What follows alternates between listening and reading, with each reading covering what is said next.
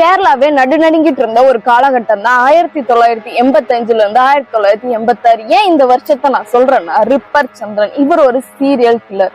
சொன்னா நம்ப முடியுமா? ஒரு மிடில் கிளாஸ் ஃபேமிலியில வாழ்ந்துட்டு வந்த ஒரு வெறும் திருட்டு அந்த மாதிரி நடந்துகிட்டு இருந்த ஒரு மனுஷன் 14 கொலை பண்றாரு அப்படின்றத கண்டுபிடிச்சு ஜெயிலுக்கு கூப்பிட்டு போறாங்க.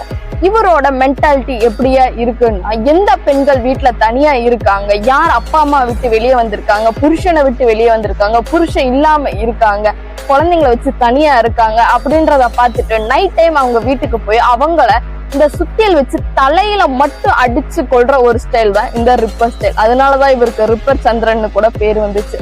அண்ட் கொன்னதுக்கு அப்புறம் அவங்க கூட செக்ஷுவலா ரேப் பண்றாரு. அவங்கள ரேப் பண்ணி முடிச்சதுக்கு அப்புறம் அவர் ஆசை தீர்ந்ததுக்கு அப்புறம் நகை, அவங்க வீட்டுல இருக்கிற சொத்து பத்தி இதெல்லாம் எவ்வளவுக்கு எடுக்க முடியுமோ அதை எடுத்துட்டு சொந்த வீட்டுக்கு வந்துட்டு செஞ்ச பாவத்தை கலைக்கணும்னு சொல்லி பக்கத்துல இருக்கிற கோயில்ல நைட் டைம்ல பூஜை பண்ற ஒரு ஆளா கூட இந்த ரிப்பர் சந்திரன் இருந்தார். இப்படிப்பட்ட ரிப்பர் சந்திரனை 1991 ஜூன் 6ஆம் தேதி தூக்குல போடுறாங்க.